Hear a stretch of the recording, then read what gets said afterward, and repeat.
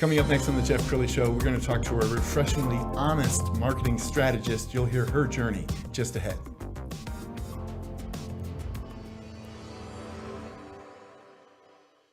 Many are predicting that the worst is yet to come, which is unfortunate, said one person here.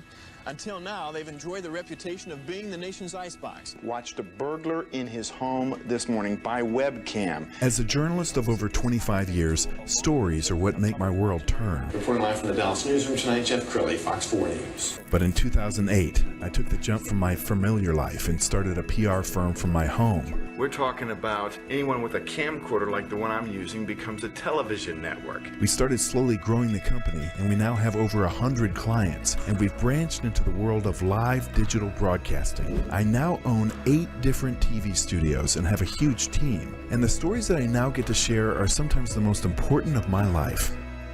Life has a funny way of coming around full circle. This is the Jeff Crilley Show. Okay, so last week I'm at home, I am kind of scrolling through my LinkedIn feed, and I became obsessed with my next guest. She puts out these videos that are just so refreshingly honest. I said, I need to meet her, I need to have her on my show. Jena Apgar is with me. She is the CEO and co-owner of 2xmybusiness.com. Yes. Thanks. Well, thank you for having me. I do have a tendency to flood the internet with videos, and sometimes they're off the cuff. But they're real, and I hear so much, like, I'm going to call it plastic noise out there that is like, So plastic noise a lot of times comes from people don't know what they're actually talking about, so they're regurgitating that stuff they find on the internet. They've never actually done it, because when your hands are dirty, yes, you get the goods, right? And then the other one is nobody wants to just sit back and watch and see how things work in their own environment, right? So something might work for someone else in one environment, but when they're in a different environment, completely different. I agree. And I got tired of all the fluff. I got tired of all the bad reviews. Not bad reviews. They're great reviews. They're glowing reviews. This product is wonderful. Because you find out on the back end, they get a kickback. Yes. Like, I just want real. Yes. Just stop telling me fluff that makes me feel better. Stop telling people things that they want to hear, and tell them the things they need to hear. Yes. Well, you're going to hear much more about her in a minute, but I'm going to show you one of her videos. Oh my. Hi, my name is Jena Apgar, and I'm here to help you use social media at the awareness stage of your customer value journey to get new clients. As we all know, social media mostly is going to dominate your engage stage, where you're having a conversation with your potential clients, but it can also be used to get brand new eyeballs onto your business in certain places when done correctly. So one of the biggest places that people can find your business on social media is going to be YouTube, when they are searching out a very specific question at the top of the funnel. So if you are new to these kind of concepts, what do your customers ask that they go and put into a Google search engine, right? Think about those questions, write down 20 of those questions, film them in a YouTube format, nice and horizontally, and then go film them, edit them, put them on YouTube, schedule them about once a week, and start to drive some of your existing audience and your friends to the YouTube. But it's going to help you get that awareness stage, because when people type those questions, they're gonna find your video. Make sure the description has all the information that they need to find your website, your products to buy, everything they need right there and ready to go. Then I want you to take those videos, edit them down, and you can leverage them on Instagram Reels, which are incredibly popular right now. You might want to film them all over again using the vertical format. You might want to leverage some of the fun, interesting sounds and the people that are following. Make sure you're super leveraging the hashtags so people can follow you. But that is going to be the second location that you can build awareness using engagement and social media for your business.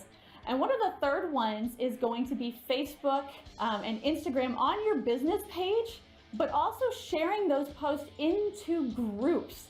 So most cities are going to have some kind of group that is specifically for networking, maybe even specifically for your industry, but leverage those groups. Make sure you have permission, but share your posts, share content directly into those groups where people don't know you, they don't know your products, but they're there actively looking for them. Those 3 simple tips, working on Facebook groups, on Instagram Reels, and YouTube, are a huge way you can build awareness organically, unpaid, leveraging social media to get new eyeballs on your business.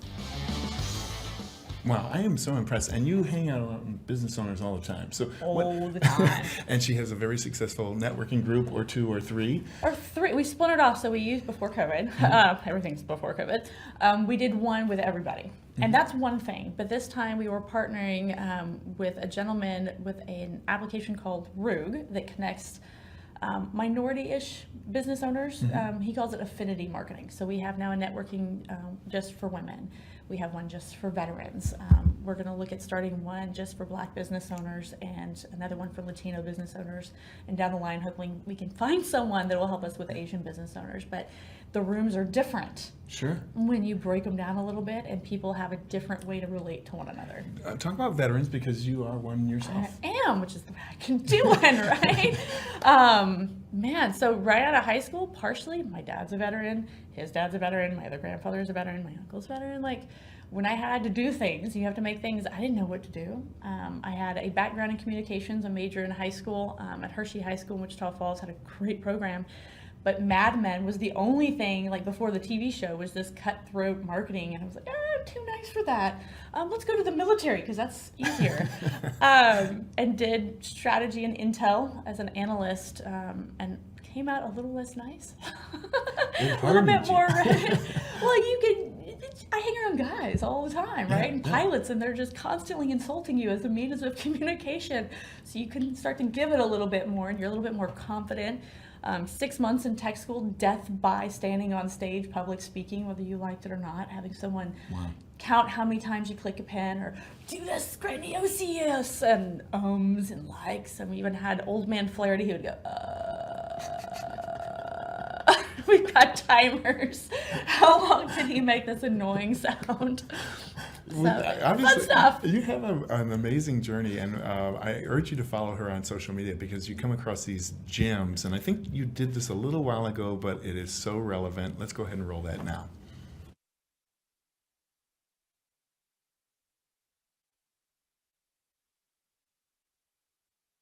So let's take this back just a moment to see how this all began. This plate is you. It was made absolutely perfect. It's flawless. It's chip-free. And that's not how life works. And all too often, people come along, they lose their temper, they're frustrated, they have a bad day, and they take their emotions out on you. This plate doesn't stay whole. Sometimes people take their anger out, their emotions, their frustrations on a bad day out on you, without realizing the full ramifications of their actions. And just like that, you're all over the floor. Pieces. That's what's left. One moment of frustration, one moment of anger from your loved ones leaves us broken. So let's try an exercise. Say you're sorry to the plate. I'm sorry, plate. It's still broken. This is like real life. We get broken. I've never met an adult over the age of 30 who wasn't a bit of their own broken plate. You can spend all day gluing these pieces together. There's pieces that are just never going to be the same, and that's you. So what are you going to do about it? I can make you a promise. In all my years, over 3 decades on the planet, I can tell you, your significant other, your parents, your kids, your friends, no one can glue the plate back together for you. They can try, and they will, and they'll have the best intentions. It's not their fault. The plate is broken, and even when it's all glued back together, it's never going to be the same. So what I'm asking you is, what can you do in the next 90 days to help glue the plate back together yourself? And when it's all said and done, there's going to be cracks and there's going to be space missing. But just like the Japanese piece back together their plates to make something even more beautiful, inlaying jewels and precious metals into those crevices, how can you put the plate back together in a way that is more meaningful, more powerful, and more beautiful? So I'm even more impressed with you, because you did that in one take. That was Yes, one plate. One You didn't... plate. and just for the record, she doesn't change her hair every single month. That you were going through a phase. It was a COVID thing. I went through the blonde, Yeah, but yeah. then COVID happened, and one had to be pink and blue and purple and... But okay, to put an exclamation point on the video you just made, I mean, all of us are broken. Let's be honest. We all faced something certainly during COVID. Oh yeah. Right, where we all went into kind of a shock, and so I think a tip for business owners is have some grace. Because your customer may be broken, you may be broken, and right? Yeah, you have to grace all the way around. Grace for your employees. I've talked to a lot of business owners who, you know, they'll be super nice to me. They'll be nice to their wife. They'll be nice to their peers, and then they turn around and yell at their employees. I'm like, yes. Chill. Do you know how hard they are to get right now? Roll it back a minute. Everyone is going through a whole lot, and I even try to tell my business owners, your customer doesn't care about you. They don't wake up every morning going, I need to take care of that person I'm working with. No, they care about their own life. They care about their kids. They care about their circle. And if that is messed up, Yes. it makes for a rough day. So we're both in marketing, so we're obviously big fans of marketing. You look at a lot of people who started a business, and they may know something about, you know, that business, but they don't necessarily know marketing. Oh, no. And it's not that they get it all wrong. It's just, it's not their jam. It is not what makes them passionate and not what makes them get up in the morning. They're not worried about that. They don't know about it. Their education's not in it. Their experience, like they're an attorney. They're a doctor. They're a dentist, a coffee distributor. Talked to a guy who roasts beans in Addison the other day. That's what they do. That's what they love. Like he's getting, you know, he's talking to me about this machine that's like the size of this table, and it's like the one they compete with when they do coffee competitions because it can get down to 1/10 of a degree, right? He knows that about coffee machines. I'm like, really? Does it matter? And I'm like, you're like all these different, I was like, tastes like coffee to me. On the other side, that's marketing. Like when you look, we'll just take Google, right? The Google organic search engine has about 9 tweaks a day on average to the organic platform. They're not huge. Like you get to know about the huge ones, right? News got hit hard by those a couple years ago. The ad platform has about 243-ish every year. So not one a day, but close, right? When Facebook was going through all the trials in front of Congress and everything, like I saw stuff, I'd log in and each day was different. How can a business owner keep up with that? I'm a marketer and I can't keep up with everyone. As a strategist, I will hire out different people to work with my clients. Like, I'm gonna give you the copy and the strategy and the imagery, but I want you to run the tech on the Facebook ads because I can't keep up with all that. So yeah, business owners, they're like, well, we're kind of doing this thing on social. I'm like, are you now? Yes. Tell me about it. Okay, how does somebody know when they need you? I mean, when they call you, is it usually because something broke, or are they calling you because their competition is beating them? And when you get hired, what's the reason? So I feel like people come to marketers or salespeople or anybody during transition periods. So they're starting a new business. The business is about to go kerplunk. They have a new competitor they just can't beat. Maybe they sell something on social media because there was a transition and they're trying to figure it out on themselves. But it's not necessarily like I go back to, what do people wake up wanting? Nobody wakes up wanting a podcast show. Nobody wakes up wanting to do social media. They wake up wanting traffic, leads, revenue, profit margins, decrease their expenses. Like business owners only want a handful of things. Right. And so you really have to tailor your message to fit into there. How can I help you? So 2x my biz, we can 2x your traffic, we can 2x your leads, we can 2x your sales. The idea is, let's pick out something that business owners actually want.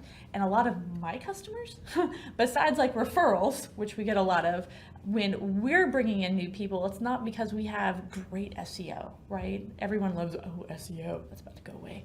A lot of it is because we've reached out to them. And my best, most highest converting outreach, and it's usually not ads, that's hard for marketers, it's a letter, a physical letter, and I will kind of roughly audit. And it started one Christmas, I got 3 different pieces of paper in the mail from one company. I am their most ideal customer. They serve kids and I've got 3 of them and like everything. I am the most perfect customer in the world for them. And they are completely missing the target. And then, so it's like Christmas time. I've got the kids, got some downtime, you're kind of chilling for a little bit. I like grabbed on my mail and just threw it on the floor by the fireplace with my computer.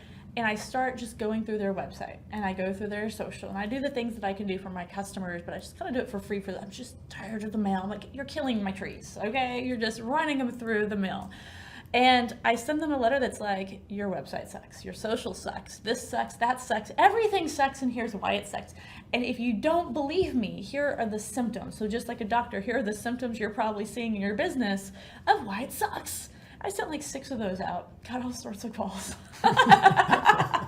See? And 6 months later, that one particularly hired me, and they waited. They said that letter sat on their desk as they used other different methods. They tried themselves, they tried other marketers, and they're like, right before they were about to throw in the towel, they hire you. They're like, it's the last ditch offer. I want you to listen to her. I've met a lot of marketing people, and she really gets it. Okay, final thoughts. What would you like to leave people Oh with? man, final thoughts. Don't try to do everything yourself, right? As a business owner in the beginning, you kind of have to, right? And you should. Should be a certain level of marketing that you understand on a base level. You need to, no marketer can build the messaging the way you can because you know things so intrinsically. We refine it. But at some point, charge enough, sell enough that you can go hire other people, whether it's an operations person, a marketer person, a salesperson, somebody to take that load off of you, which then comes down to the absolute final thought. Just go sell some stuff, which that's not the word I wanted to use, but we're gonna keep it clean. Just go sell stuff. That nobody made money focusing on their accounting, their marketing, anything else. Just go sell stuff, and then you can hire the rest. Wow. She's brilliant. Thank you for shattering the noise. We're going to end with your website, which is 2xmybiz.com. Jena Apgar, thank you for coming on the show. Thank you so much for having us. You bet. Bye, That's guys. it. That's it for now. We'll see you next time.